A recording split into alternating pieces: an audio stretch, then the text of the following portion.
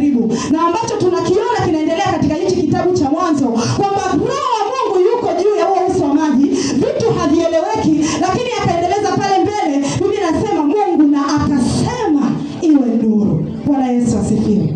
So kumbe haitoshi tu kuhusiana naye, lakini lazima wakati unahusiana naye useme, kwa sababu ni yeye anasema ndani yako. Bwana Yesu apewe sifa.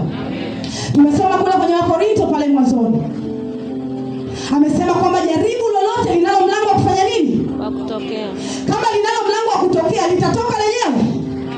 Lazima uniambie fanya nini?